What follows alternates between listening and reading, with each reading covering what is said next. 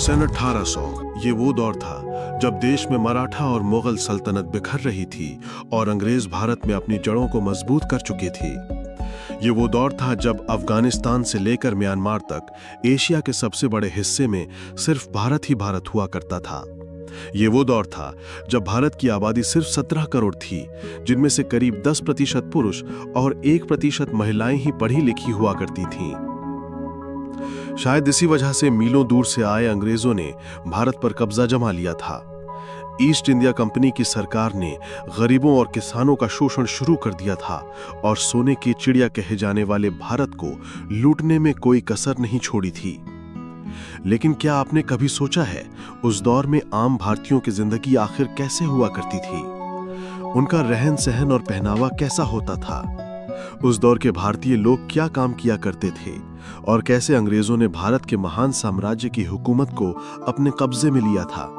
अगर हाँ, तो आज का वीडियो आपके लिए खास है, क्योंकि आज हम सन 1800 के दौरान अखंड भारत के इतिहास से पर्दा उठाएंगे, जिसे ज्यादातर स्कूलों कॉलेजों में पढ़ाया नहीं जाता है। लेकिन उसके पहले आप वीडियो को लाइक और चैनल को सब्सक्राइब कर दीजिए। सल्तनत और हुकूमत। 16वीं शताब्दी की शुरुआत में जब अंग्रेजों ने भारत में दस्तक दी, तो शुरुआत में उनका उद्देश्य सिर्फ यहां व्यापार करना था। लेकिन जब देश के कई महान राजा उनकी मीठी बातों की शिकार नहीं हुए, तो उन्होंने इस महान देश की सत्ता पर ही कब्जा करने का फैसला किया। बता दें कि भारत में कदम रखने वाली सबसे पहली ब्रिटिश टोली के कैप्टन थे विलियम हॉकिंस, जिन्होंने 24 अगस्त 1608 के दिन सूरत के बंदरगाह पर पहला कदम रखा था। और कुछ ही समय में उन्हें यह अंदाजा लग गया था कि वे कूटनीति से भारत को अपने कब्जे में कर सकते हैं। 1631 में जब शाहजहां ताजमहल बनवा रहे थे, तभी अंग्रेज भारत में अपने पैर पसारने की कोशिश में लगे हुए थे। उस वक्त कुछ छोटे बड़े राजाओं के अलावा भारत में 2 बड़े साम्राज्य की हुकूमत चलती थी, जिसमें पहला था औरंगजेब का मुगल एम्पायर और दूसरा था मराठा साम्राज्य। ये दोनों शक्तियां इतनी ताकतवर थीं कि इनके सामने अंग्रेज चाय में नमक के बराबर थे। मगर इनकी सबसे बड़ी कमजोरी थी एक दूसरे से नफरत करना। ये देख अंग्रेज एक तरफ इन दोनों सल्तनत के राजाओं के तलवे चाटते रहे और ये जताने की कोशिश करते रहे कि हम आपके साथ हैं, लेकिन दूसरी तरफ बड़ी चालाकी से कूटनीति करके इन दोनों साम्राज्य में कई लड़ाइयां करवाईं और खुद बाजी मारने के लिए सही मौके का इंतजार करते रहे। अपनी इसी रणनीति में कामयाब होने में अंग्रेजों को 100 साल लग गए और शुरुआत हुई 18वीं सदी की, जब ईस्ट इंडिया कंपनी ने भारत में अपने पैर पसार लिए थे। मुगलों की सल्तनत खत्म होने की कगार पर थी और मराठा साम्राज्य भी कई इलाकों में अंग्रेजों से हार चुका था। एक तरफ वे गरीबों और किसानों का शोषण कर रहे थे, दूसरी तरफ शिक्षा और पैसों की लालच देकर युवा भारतीयों को ही अपनी ब्रिटिश आर्मी में भर्ती करना शुरू कर दिया था। वे भारतीय व्यापारियों से बहुत ज्यादा कर वसूलते थे।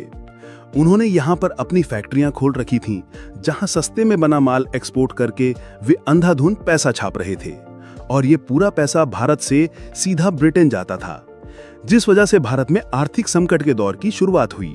भारतीयों की कमाई, पैसों की किल्लत और लगान। आपने ये कहावत तो सुनी होगी कि मेरी जरूरतें कम हैं, इसलिए मेरे जमीर में दम है, जो 1800 के दौर में 90% भारतीयों के लिए सही साबित होती है। हालांकि हमारे भारतीय समाज में मौका परस्त लोगों का वजूद हमेशा से बना रहा है, उस वक्त भी कुछ मौका परस्त लोग ऐसे थे जो अंग्रेजों के तलवे चाट कर अधिक कमाई किया करते थे, जबकि आम भारतीय अपनी सभी जरूरतें पूरी तक नहीं कर पाते थे।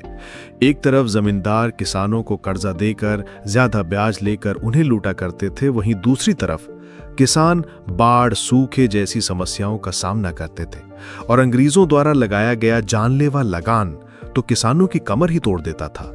वहीं जो लोग खेती नहीं करते थे, उनमें से कुछ छोटा मोटा व्यापार करते थे, जिन्हें अंग्रेज टैक्स और हफ्ता वसूली करके लूटने से बाज नहीं आते थे, जबकि कुछ लोग मजबूरी में चंद पैसों के लिए अंग्रेजों की फैक्ट्रियों में 16-18 घंटे काम किया करते थे।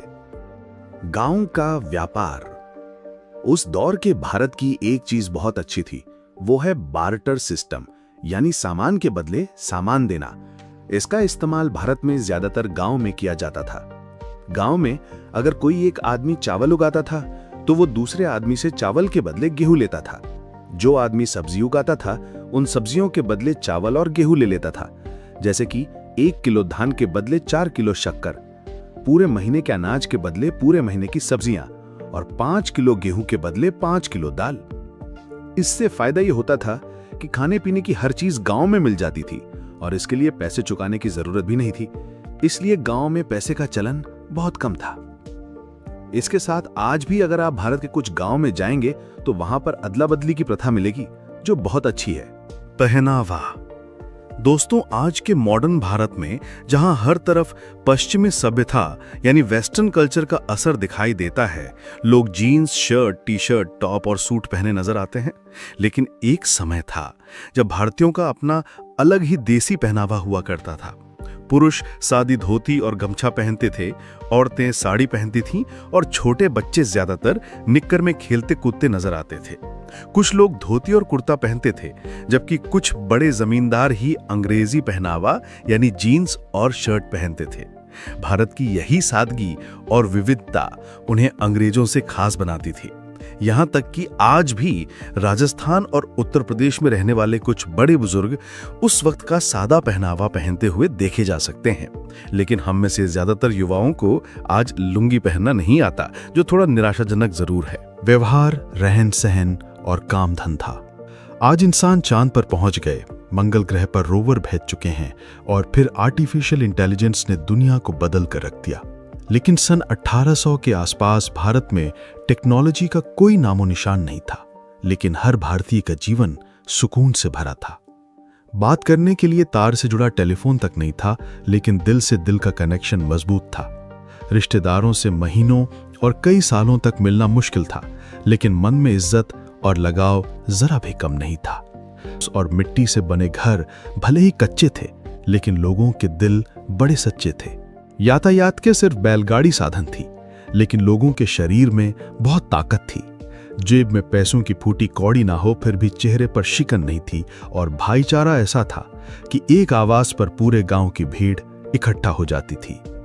मित्रों, उस दौर में जमीन छोटी हो या बड़ी, ज्यादातर लोग खेती करना ही पसंद करते थे और भारतीय किसानों की पसंदीदा फसल नील, कॉटन, अफीम, गेहूं और धान ही हुआ करती थी, जिसे किसानों से खरीदकर अंग्रेज विदेशी मार्केट में अच्छी कीमतों पर बेचते थे। लोग खेती के साथ पशुपालन भी करते थे। जो लोग खेती नहीं करते थे, वे अंग्रेजों की फैक्ट्री में काम किया करते थे। शाम होते ही सभी लोग अपने घर में आकर भजन, कीर्तन और सत्संग किया करते थे, जिसके लिए घरों में दिए भी जलाए जाते थे, क्योंकि इस दौर में भारत में बिजली नहीं थी। फिर लोग रात में जल्दी सो जाते और सुबह जल्दी उठकर काम पर चले जाते थे। 18वीं सदी के लोग बुजुर्गों का बहुत मान सम्मान करते थे और घर से लेकर गांव में वही होता था जो बड़े बुजुर्ग कहते थे। हालांकि वो ऐसा दौर था जब भारत में सबसे ज्यादा जातीय भेदभाव होता था। अलग अलग धर्मों में थोड़ा बहुत टकराव होना आम था, लेकिन एक ही धर्म में भी जाति व्यवस्था को माना जाता था। ये जातियां हिंदुओं को 4 मुख्य श्रेणियों में विभाजित करती थीं: ब्राह्मण, क्षत्रिय, वैश्य और शूद्र, जिनमें दलितों और बाकी छोटी जातियों के साथ काफी भेदभाव किया जाता था। और ये भेदभाव तो पिछले 200 वर्षों से चला आ रहा था, जिसके खिलाफ डॉक्टर बाबा साहब अंबेडकर ने काफी बड़ी जंग लड़ी थी और 20वीं सदी में देश में क्रांति ला दी। तो उस दौर में अंग्रेजों ने ही डिवाइड एंड रूल नीति को अपनाकर भारतीयों की एकता को भंग करने के लिए जातिवाद को और ज्यादा बढ़ावा दिया। लोग अपनी जाति के हिसाब से ही काम किया करते थे, जैसे कि धोबी कपड़े धोते, कुम्हार मिट्टी के बर्तन बनाते, नाई हर पीढ़ी ने बाल काटती थी। इस तरह हर कोई अपने हिसाब से काम धंधा किया करता था। शिक्षा और साक्षरता। अब बात करें पढ़ाई लिखाई की, तो आपको जानकर हैरानी होगी कि उस वक्त भारत में पढ़े लिखे लोगों की संख्या बहुत ही कम थी। देश में सिर्फ 10% पुरुष और 1% महिलाएं ही साक्षर थीं। हालांकि बिना पढ़ाई लिखाई के ही भारत में रहने वाले सभी लोग किसी न किसी काम में बहुत निपुण थे। कुल मिलाकर उस वक्त भारत की कुछ चीजें बेहद अच्छी थीं, तो कुछ बहुत खराब। कहीं पर लोग बहुत खुश थे तो कहीं बहुत दुखी। लेकिन भारत हो या दुनिया का कोई भी देश, सदियों से संतुलन बनाए रखने के लिए कुदरत का यही नियम चलता आया है। तो मित्रों, अगर आपको भी अखंड भारत के महान इतिहास पर गर्व है तो कमेंट बॉक्स में हमारे देश की तारीफ में 2 बोल जरूर लिखिए और ये भी बताइए कि उस दौर की वो खासियत कौन सी है जो आज का मॉडर्न जमाना मिस कर रहा है। हमारी ये पेशकश पसंद आई हो तो वीडियो को लाइक और शेयर करें। ऐसे ही दिल छू लेने वाले वीडियोस के लिए हमारे चैनल को सब्सक्राइब करके पास वाली घंटी जरूर बजा दीजिए।